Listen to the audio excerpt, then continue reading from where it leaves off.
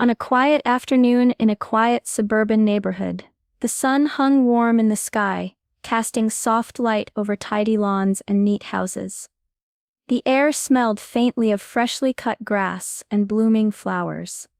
Birds chirped lazily from the trees lining the street. Everything felt peaceful, like a small bubble of calm in the middle of a busy world. The hum of the dishwasher and the ticking clock marked the rhythm of her day. Her hands worked quickly, packing a small lunch for her young son, checking the phone for messages, and making a mental list of what needed to be done. Though she appeared calm on the outside, there was a flicker of worry in her eyes, an unease she didn't fully understand. Her son was outside, playing near the front yard. He was full of energy, running around with a small toy truck in hand, laughing as he chased after a butterfly. The woman glanced out the window every few moments, her face softening with a gentle smile. She loved him fiercely, and wanted nothing but the best for him. But underneath her care, there was a quiet tension, an unspoken fear about the world beyond her doorstep, a hesitation she didn't show to anyone but felt deep inside. It was a feeling that made her watch the people passing by a little more closely, sometimes judging without knowing why. Still, this was her life, a mother doing her best, trying to keep her son safe in a world that often felt uncertain. Suddenly, without warning, the boy's laughter stopped. His face twisted in pain as he clutched at his throat. He began to cough, hard and desperate, but the air wouldn't come. His tiny hands clawed at his neck, eyes wide with fear. The woman's heart jumped into her throat as she saw him fall to the ground, gasping for breath. "Help! Someone help my son," she cried, rushing out. Panic flooded her every move, her voice shaky, her hands trembling as she tried to hold him, to make him breathe. But nothing worked. The boy's skin started to turn pale, his body growing limp in her arm. She screamed for help, her voice breaking as neighbors gathered, alarmed by the sudden emergency. Her mind raced, but her body froze with fear. Soon the sound of sirens cut through the calm afternoon. 2 paramedics arrived quickly, jumping out of the ambulance with medical bags in hand. One of them moved toward her son, a tall, calm man with steady eyes and a warm, reassuring voice. He wore a uniform, the badge on his chest shining in the sun. But when she looked up at him, something in her tightened. He was black, her breath hitched, and suddenly she felt a cold, sharp edge inside her. Despite the terror in her heart, she took a step back, shaking her head. "No, I don't want you to touch him," she said, her voice trembling but firm. "I want someone else." The paramedic's expression didn't change. He nodded slowly, calm and professional. "Ma'am, he needs help now. We don't have time to wait." Her eyes filled with tears, but her fear made her stubborn. She looked around, hoping someone else would come, but no one else was there. Inside, confusion warred with her panic. Why did she hesitate? Why did she feel this way? The paramedic's calm voice was steady, but her heart was frozen, caught between fear and something darker she didn't want to admit. The boy's breaths grew shorter, more shallow. Time was running out. The paramedic waited, ready to, but she stood frozen, refusing help, even as her son's life hung in the balance. The mother stood her ground, shaking her head again, her voice shaking but clear. "I want to wait for another ambulance. I don't want him to be touched by him." Her words cut through the quiet street like a sudden storm. The paramedic's calm eyes met hers. "Ma'am, please. Every second counts. Your son's airway is closing. If we don't act now, he could stop breathing." He spoke gently but firmly, his hands ready to help, but she wouldn't move. Fear had rooted her to the spot, tangled with something deeper, something she barely understood. She wanted to believe help was coming. Someone else. Someone she could trust without doubt. Neighbors gathered around, their faces full of worry. One woman stepped forward, placing a hand on the mother's shoulder. "Please, let him help. He's here to save your son." But the mother pulled away, overwhelmed by the rising panic and stubbornness inside her. His face was pale now, almost gray, and his eyes fluttered with desperation. The mother clutched him tighter, tears streaming down her cheeks. The world felt like it was closing in, every second heavier than the last. The paramedic took a slow step forward, speaking soft. "I know this is hard, but please trust me.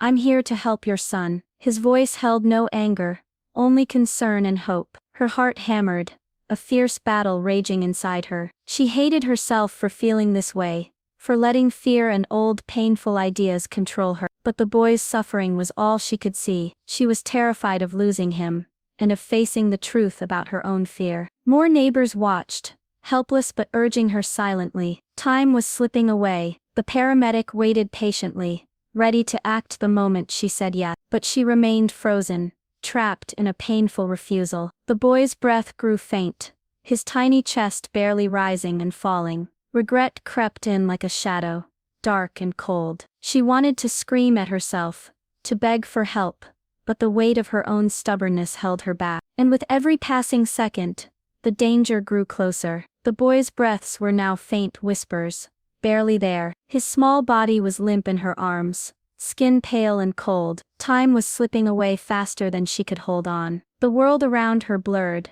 sounds distant and fading. Fear exploded inside her, overwhelming everything. Her heart shattered as she looked down at him, her son, the most important person in her life, fighting for every breath. In that moment, all the walls she had built inside her crumbled. The fear, the doubt, the cold edge of her prejudice, it all came crashing down like a wave. Tears poured from her eyes as she dropped to her knees, her voice breaking through the silence. Please, please help him. I'm sorry. Save my son. Her hands shook as she pushed him gently toward the paramedic, her eyes desperate and full of regret. Without hesitation, the paramedic took the boy carefully, his touch gentle but sure. His calm voice reassured her.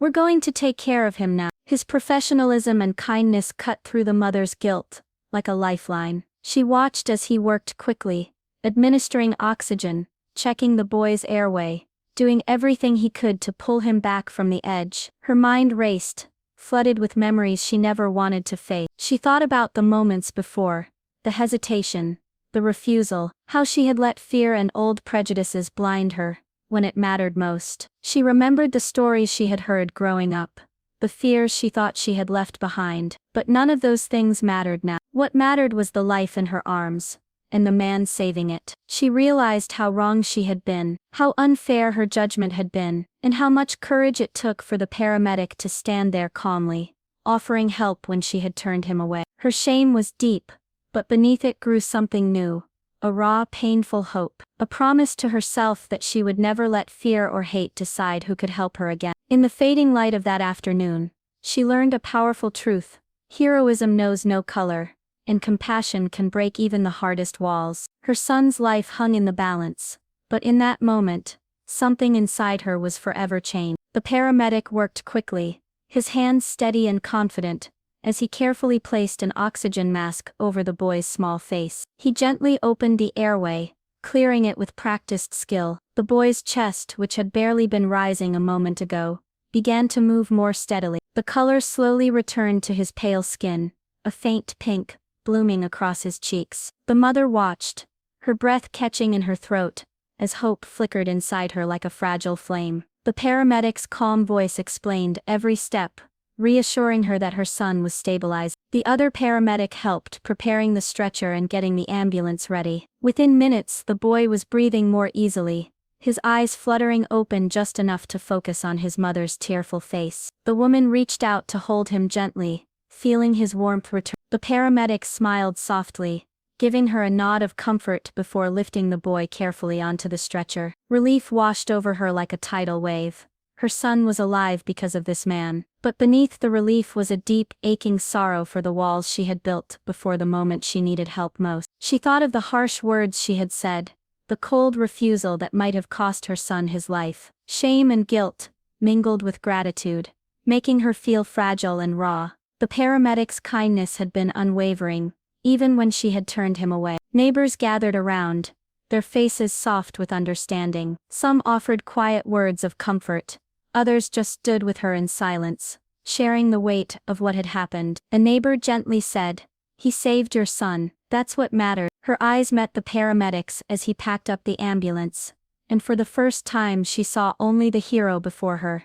No color, no fear, just a man who gave everything to save a child. The moment felt like a quiet promise, that she would never again let fear or bias blind her when a life depended on trust and courage. As the ambulance disappeared down the street, The woman held her son close, her heart heavy but full of hope. She knew things could never go back to how they were before. Something inside her had changed forever. In the quiet that followed, the woman sat alone with her thoughts, the weight of what had happened settling deep inside her. She understood now how much courage it took, not just the courage of the paramedic who saved her son, but the courage she needed to face her own fears and biases. It was a hard lesson, one that cut through years of silent doubts and unspoken judgment. She promised herself she would never again let fear or prejudice decide how she treated others, especially when lives were at stake. She knew that true bravery wasn't about where someone came from, or what they looked like.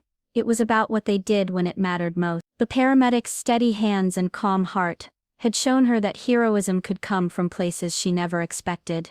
It was a reminder that behind every uniform, every face was a person capable of kindness, strength, and sacrifice. And sometimes it takes losing everything for a moment to see that truth clearly. From that day on, she carried a quiet hope inside her, hope that others would see beyond fear and judgment too, that they would find the courage to trust, to accept help, and to open their hearts. Because in the end, it is not color or background that makes someone a hero. It is their willingness to act with compassion when it counts the most. And sometimes it is in the darkest moments that the brightest light shines. True courage breaks down walls, showing us that in moments of need, humanity and kindness are the only colors that matter.